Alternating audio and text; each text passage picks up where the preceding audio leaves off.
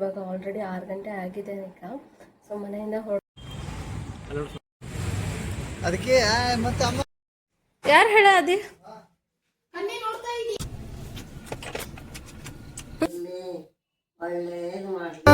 ಮನಸೆ ಓ ಮನಸೆ ಆ ಮಾಯದ ಪ್ರೀತಿಯ ಛಾಯೆ. Hi, welcome back to Sana Suhas YouTube channel. ಇವಾಗ ಆಲ್ರೆಡಿ 6 ಗಂಟೆ ಆಗಿದೆ ಈಗ. ಸೊ ಮನೆಯಿಂದ ಹೊರಡ್ತಾ ಇದ್ದೀವಿ.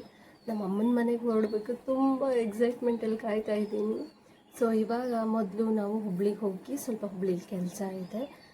ಸೊ ಇವತ್ತಿನ ಬ್ಲಾಗ್ ಹೇಗಿರುತ್ತೆ ಅಂತ ಅಂದು ತೋರಿಸ್ತೀನಿ ಬನ್ನಿ. ಇದು ನನ್ನ ಔಟ್ಫಿಟ್ ಹೇಗಿದೆ, ಸಿಂಪಲ್ ಆ್ಯಂಡ್ ಕ್ವಿಕ್. ಹೇರ್ ಕೂಡ ಬಿಟ್ಕೊಂಡಿದ್ದಿಲ್ಲ ಬಿಕಾಸ್ ಹೇರಿನ ಒದ್ದೆ ಇದೆ. ಬನ್ನಿ ಇವಾಗ ಹುಬ್ಳಿಗೆ ಹೋಗುವ. ಬೆಳಕಿನ ಆಗಿಲ್ಲ, ಕತ್ಲಿದೆ. ತವ್ರ ಮನೆಗೆ ಹೋಗೋದು ಅಂದರೆ ಯಾರಿಗೆ ತಾನೇ ಇಷ್ಟ ಇರಲ್ಲ ಹೇಳಿ, ಎಲ್ಲರಿಗೂ ಕೂಡ ಇಷ್ಟ ಆಗುತ್ತೆ. ಸೊ ನಾನು ಕೂಡ ಇವತ್ತು ಬೆಳಗ್ಗೆನೇ ಬೇಗ ಎದ್ದಿದ್ದೆ. ಇವತ್ತು ಕತ್ಲು ಕೂಡ ಇತ್ತು, ಅಷ್ಟು ಬೇಗನೆ ಎದ್ದುಬಿಟ್ಟಿದ್ದೆ. ಸೊ ಬೇಗ ರೆಡಿಯಾಗಿ ನಾವು ಪೂಜೆ ಎಲ್ಲ ಮುಗಿಸ್ಕೊಂಡು ನಮ್ಮ ಭಟ್ರೆಲ್ಲ ಪೂಜೆ ಮಾಡಿದ್ರು. ಊರಿಗೆ ಹೋಗಬೇಕಾದ್ರೆ ಎಲ್ಲ ಒಂದು ಸಂಪ್ರದಾಯ. ನಾನು ಕೂಡ ನಮಸ್ಕಾರ ಮಾಡಿದ್ದೆ. ನಮ್ಮನ್ನು ನೋಡಿ ಚಿಕ್ಕ ಮಕ್ಕಳು ಕಲಿತಾರೆ ಅನ್ನೋದಕ್ಕೆ ಇದೇ ಒಂದು ಉದಾಹರಣೆ ಅಂತಲೇ ಹೇಳ್ಬೋದು. ನಾವು ಏನು ಹೇಳ್ತೀವಲ್ಲ ಅದನ್ನ ಮಾಡೋದಿಲ್ಲ, ನಾವು ಏನು ಮಾಡ್ತೀವಲ್ಲ ಅದನ್ನ ನೋಡಿ ಕಲಿತಾರೆ.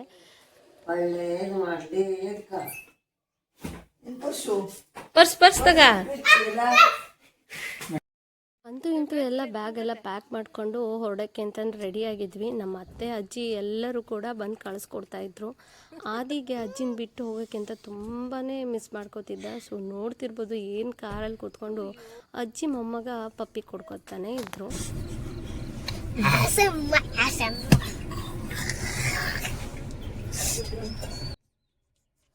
ಆದಿ ಮಾತ್ರ ತುಂಬ ಹೈಪರ್ ಆ್ಯಕ್ಟಿವ್ ಆಗಿರ್ತಾನೆ. ಯಾವಾಗಲೂ ಕೂಡ ಊರಿಗೆ ಹೋಗೋದು ಅಂದರೆ ಫುಲ್ ಎನರ್ಜೆಟಿಕ್ ಆಗಿರ್ತಾನೆ.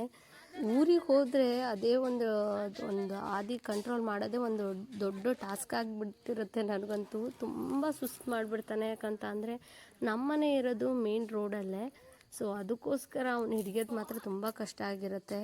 ತುಂಬ ಹೈಪರ್ ಆ್ಯಕ್ಟಿವ್ ಆಗಿರ್ತಾನೆ. ಅವ್ನು ಕರ್ಕೊಂಡು ಹೋಗೋದು ದೊಡ್ಡದಲ್ಲ, ಬಟ್ ಅವನ್ನ ಕಂಟ್ರೋಲ್ ಮಾಡೋದಿದೆಯಲ್ಲ ಒಂದು ದೊಡ್ಡ ಟಾಸ್ಕ್ ಅಂತಲೇ ಹೇಳ್ಬೋದು. ಆದರೂ ಒಂದು 15 ದಿನ ಅವ್ನು ಬಿಟ್ಟಿರೋದು ಕಷ್ಟ ಆಗುತ್ತೆ ಅಂತ ಅಂದು ಆದಿ ಕರ್ಕೊಂಡು ಈ ಸಲ ಹೋಗ್ತಾಯಿದ್ದೆ. ಅವ್ರ ಅಪ್ಪ ಕೂಡ ಇವತ್ತು ಬೇಡ ಅಂತ ಅಂದು ಹೇಳಿದರು. ಯಾಕಂತ ಅಂದರೆ ಅವ್ನು ತುಂಬ ಮಾಡ್ತಾನೆ. ಅಂತೂ ಇಂತೂ ಬ್ಯಾಗೆಲ್ಲ ಪ್ಯಾಕ್ ಮಾಡಿಕೊಂಡು 15 ದಿನದ ಮಟ್ಟಿಗೆ ಊರಿಗೆ ಹೋಗ್ಬೇಕಂತಂದು ತಯಾರಾದೆ. ನೀವು ನೋಡ್ತಿರ್ಬೋದು ಬೆಳಗ್ಗೆ ಚುಮ್ಮು ಅಂತ ಇದ್ದೆ. ಒಂದು 6-6:30 ಆಗಿತ್ತು ಮನೆಯಿಂದ ಹೊರಡಬೇಕಾದ್ರೆ. ಈ ಥರ ಒಂದು ನೇಚರಲ್ಲಿ ಹೋಗೋದು ಅಂದರೆ ತುಂಬ ಖುಷಿ ಆಗುತ್ತೆ. ನಾವಿರೋದಂತೂ ಯಾವಾಗಲೂ ಇಂಥ ನೇಚರ್ ಮಧ್ಯೆ. ಬೇಸಿಗೆಯ ದಿನದಲ್ಲಿ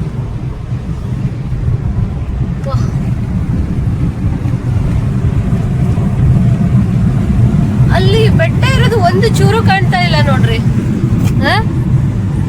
ಫುಲ್ ಮುಚ್ಚೋಗಿದ್ದು. ಅದು ಬೆಟ್ಟನೇ ತಾನೇ ಅಂದ್ರೆ ಮೋಡ ರೀ ಅದು. ಮೋಡನೇ ಅದೇ ಫಾಗ್. ಮೋಡಲ್ಲ, ಫಾಗ್ ಮೋಡಲ್ಲ. ಟೈಮ್ ಕೂಡ ಆಗಿತ್ತಲ್ವ. ಬೆಳಗ್ಗೆ ತಿಂಡಿ ಕೂಡ ಮಾಡಿರಲಿಲ್ಲ, ಮನೇಲಿ ರೆಡಿ ಇದ್ದರೂ ಮಾಡಿರಲಿಲ್ಲ. ಯಾಕಂದರೆ ಅಷ್ಟು ಬೇಗನೆ ತಿಂಡಿ ಯಾರಿಗೆ ಸೇರುತ್ತೆ ಅಲ್ವಾ. ಸೊ ಅದಕ್ಕೋಸ್ಕರ ನಾನು ಎಲ್ಲರೂ ಸೇರಿ ದಾರಿ ಮಧ್ಯೆ ಒಂದು ಹೋಟೆಲ್ ಸಿಕ್ತು. ಸೊ ಆ ಹೋಟೆಲಲ್ಲಿ ಇಡ್ಲಿ ಮತ್ತು ದೋಸೆಯನ್ನು ತೊಗೊಂಡು ತಿಂದ್ಕೊಂಡು ಅಲ್ಲಿಂದ ಸೀದಾ ಹುಬ್ಳಿ ಕಡೆ ಹೋಗ್ತಾ ಇದ್ದೀವಿ. ಇದು ಅರಬೈಲ್ ಘಟ್ಟ ಅಂತ ಹೇಳ್ತಾರೆ. ತುಂಬ ಅಂದರೆ ತುಂಬ ಲೋಡೆಡ್ ಗಾಡಿ ಓಡಾಡ್ತಿರ್ತವೆ. ತುಂಬ ಸೇಫಾಗಿ ಓಡಾಡಬೇಕು ಇಲ್ಲಿ. ಒಂದು ಕಡೆ ಏನಾದರೂ ಬಂದರೆ ಟ್ರಾಫಿಕ್ ಅಂತೂ ಸಿಕ್ಕಾಪಟ್ಟೆ ಜಾಮ್ ಆಗಿರುತ್ತೆ. ಅಷ್ಟೆಲ್ಲ ಗಾಡಿ ಇರುತ್ತೆ ಇಲ್ಲಿ. ಸೊ ಘಟ್ಟ ಆಗಿರೋದ್ರಿಂದ ತುಂಬ ಸ್ಲೋ ಆಗಿ ನಿಧಾನವಾಗಿ ಹೋಗಬೇಕಾಗತ್ತೆ. ಅಷ್ಟೇ ಅಲರ್ಟಾಗಿ ಡ್ರೈವ್ ಮಾಡಬೇಕಾಗತ್ತೆ ಡ್ರೈವರ್ಸ್ ಕೂಡ.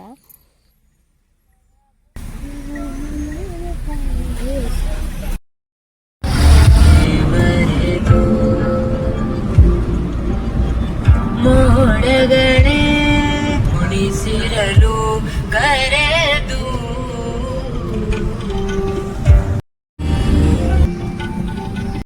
ನಿಂಗೆ ಬಾಯಿ ನೋಯ್ತಿಲ್ಲ? ಅಷ್ಟು ಮಾತಾಡ್ತಿಲ್ಲ. ನಾವೆಲ್ಲಿದೆ ಹೇಳಾದಿ?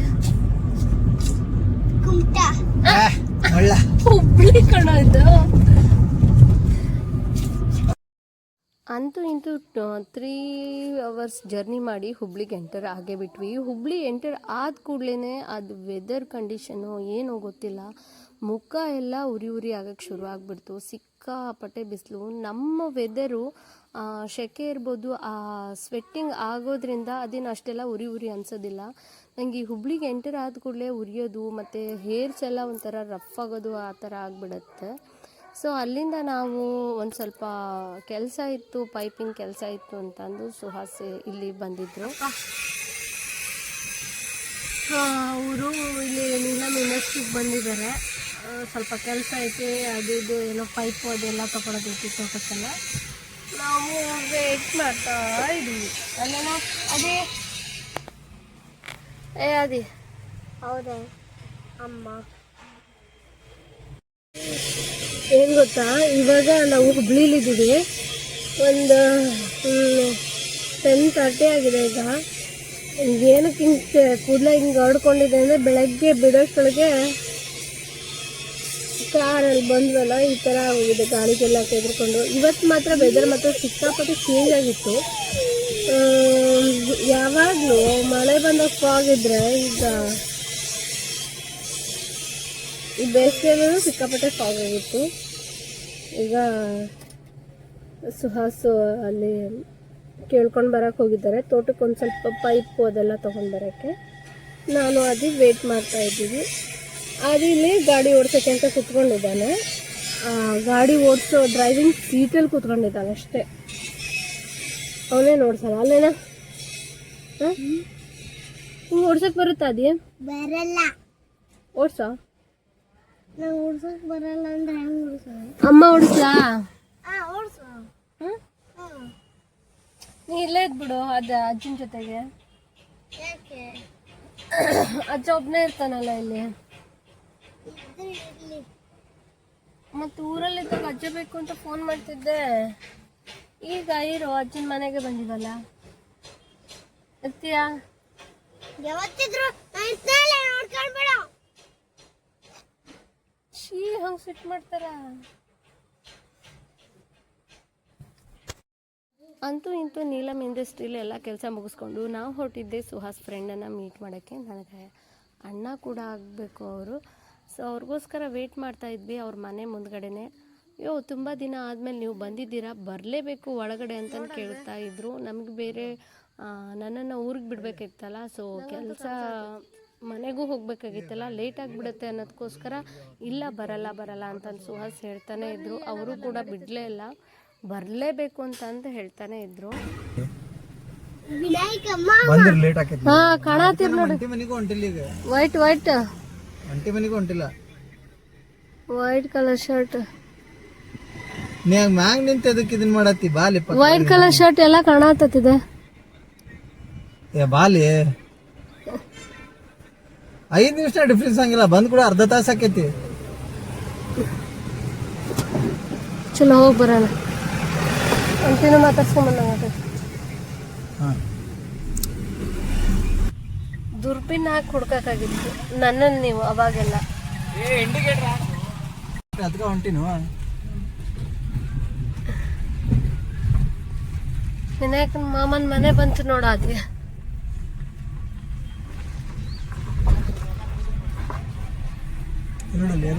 ಎಲ್ಲಿ ನೋಡದಿ ಫ್ಲೈಟ್ ಹೊಂಟತಿ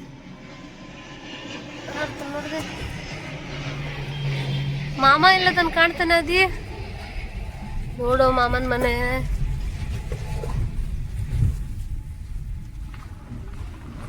ನಮ್ಮ ಅಣ್ಣನ ಮನೆ ನೋಡ್ರಪ್ಪ. ಇದು ಕೇಸರಿ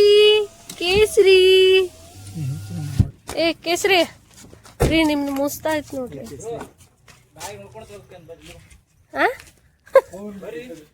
ಎಲ್ಲದ್ರಿ ಕಣ, ನಾ ಅಲ್ಲಿಂದಾನೆ ನೋಡೇನ್ರಿ ನಿಮ್ಮನ್ನ. ಆಂಟಿ ಆರಾಮದಿರಿ? ಅನ್ಪ್ಲಾನ್ ಬಂದಿರ. ಏನ್ ಪ್ಲಾನ ಇರ್ಲಿಲ್ಲ. ಕುಂತಾನ ಆರಾಮದಿರಿ? ಹಾ ಆರಾಮ. ಯಾರು ಹೇಳ ಅದಿ? ಆಂಟಿ ಮತ್ತೆ ಬೇಕಾಗಿರಿ ಈಗಾಗಿನೇ ಇಲ್ಲ ಭಾಳ ದಿನ ಆಯ್ತು ನೋಡಿ ನಿಮ್ಗೆ ಹಂಗೆ ಅನ್ಸುತ್ತೆ. ಅಮ್ಮ ಆರಾಮಿದಾರಿ? ಆಂಟಿನ ಮಾತಾಡ್ಸ್ಕೊಂಡು ಸೀದಾ ಹೊರಟಿದ್ದೆ ಅಣ್ಣನ ಬೆನ್ನಿಗೆ. ಲಾಸ್ಟ್ ಟೈಮ್ಗಿಂತ ಈ ಸಲ ತುಂಬ ಡಿಫ್ರೆಂಟ್ ಆಗಿತ್ತು. ಅಂದರೆ ಈ ಥರ ಸ್ಟೆಪ್ ಆಗಿರ್ಬೋದು, ರೂಮ್ ಆಗಿರ್ಬೋದು, ಅದಕ್ಕೂ ಮೇಲ್ಗಡೆ ಎಲ್ಲ ಕಟ್ಸಿರ್ಲಿಲ್ಲಾಗಿತ್ತು. ಸೊ ಈ ಸಲ ಎಲ್ಲ ಫುಲ್ ಹೊಸದಾಗಿ ಮಾಡಿದ್ರು. ಸೊ ಅದನ್ನ ನೋಡೋಣ ಅಂತಂದು ನಾನು ಮತ್ತೆ ಸುಹಾಸ್ ಹೋಗ್ತಾ ಇದ್ವಿ ಅಣ್ಣನ ಹಿಂದ್ಗಡೆನೆ. ತುಂಬ ಚೆನ್ನಾಗಾಗಿದೆ ಮನೆ ಕೂಡ.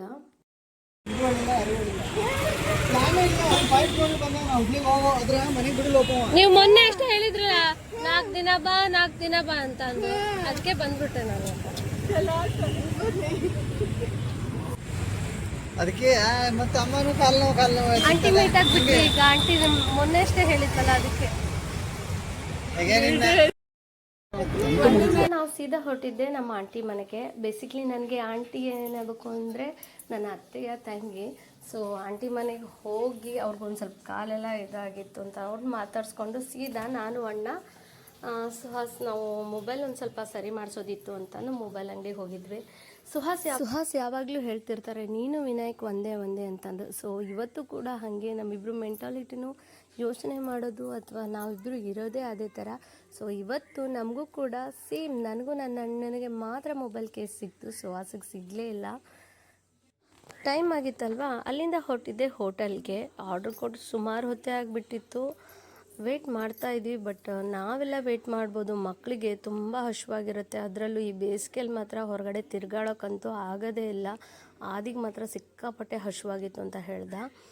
ಸೊ ಅಂತೂ ಇಂತೂ ಬಂದೇ ಬಿಡ್ತು ಊಟ. ಸಖತ್ತಾಗಿತ್ತು ಇವತ್ತಿನ ಊಟ ಮಾತ್ರ. ಸೊ ಊಟ ಎಲ್ಲ ಮುಗಿಸ್ಕೊಂಡು ಸುಹಾಸ್ ಯಾವಾಗಲೂ ಆಲ್ ಟೈಮ್ ಫೇವ್ರೇಟ್ ಈ ಬೇಕ್ರಿ ಅಂತ ಅಂದರೆ ಕೇಕ್ ಬೇಕಂತಂದು ತುಂಬ ಇಷ್ಟಪಡ್ತಾರೆ ಅಲ್ಲಿಗೆ ಹೋಗೋಕ್ಕೆ. ಎವ್ರಿ ಟೈಮ್ ಬಂದಾಗೆಲ್ಲ ಈ ಬೇಕ್ರಿಗೆ ಹೋಗಿ ಈ ಥರ ಕೇಕೆಲ್ಲ ತಿಂತಾರೆ. ತುಂಬ ರುಚಿಯಾಗಿರುತ್ತೆ. ಸೊ ನಾವೆಲ್ಲ ಹೋಗಿ ಕೇಕೆಲ್ಲ ತಿಂದಾತು. ಆದಿ ಕೂಡ ಸಿಕ್ಕಾಪಟ್ಟೆ ಇಷ್ಟಪಟ್ಟ. ತುಂಬ ವೆರೈಟೀಸ್ ಆಫ್ ಕೇಕ್ ಇರ್ಬೋದು ಎಲ್ಲ ಇತ್ತು ಅಲ್ಲಿ. ಅದೇ ಹೊಟ್ಟೆ ತುಂಬಿ ಹೊರಗೆ ಬರ್ತಿತ್ತ ಇನ್ನು ಮನೆ ತಿಂತಾ ಇದ್ರೆ. ಈಗ ತಿನ್ನಾಡ್ದ ಈಗಷ್ಟೇ ತಿನ್ಕೊಂಡ್ ಬಂದಿಯಲ್ಲ. ಅಲ್ಲಿ ಮಾವನ್ನ ಮೀಟ್ ಹಾಕೊಂಡು ಆದಿ ಬಂದ ಅಂದರೆ ಮಾವ ಮಿಸ್ ಮಾಡೋದೇ ಇಲ್ಲ, ಎಲ್ಲಿದ್ರು ಬಂದುಬಿಡ್ತಾರೆ. ನಾವು ಹೋದರೂ ಅಷ್ಟೇ. ಆದರೆ ಎಕ್ಸ್ಟ್ರಾ ಪ್ರೀತಿ ಇರೋದು ಮೊಮ್ಮಗನ ಮೇಲೆ. ಸೊ ಆದಿನ ಮೀಟ್ ಹಾಕ್ಕೊಂಡು ಅವನಿಗೆ ತಿಂಡಿ ಅದು ಇದು ಅಂತಂದು ಎಲ್ಲ ತಂದುಕೊಟ್ರು. ಸೊ ನನ್ನ ಮುಖ ನೋಡಿ ಯಾವ ಥರ ಆಗಿದೆ, ಈ ಬಿಸಿಲಿಗೆ ತಿರುಗಿ ಸಾಕಾಗಿ ಹೋಗಿತ್ತು. ಸಿಕ್ಕಾಪಟ್ಟೆ ಸುಸ್ತಾಗಿ ಹೋಗಿತ್ತು. ಹುಷಾರ್ ಹಾಕೊಂಡಿದ್ದೀರಲ್ರಿ ನಾನು ಕಳ್ಸೋದು ಅಂತ. ಪಾರ್ಟಿ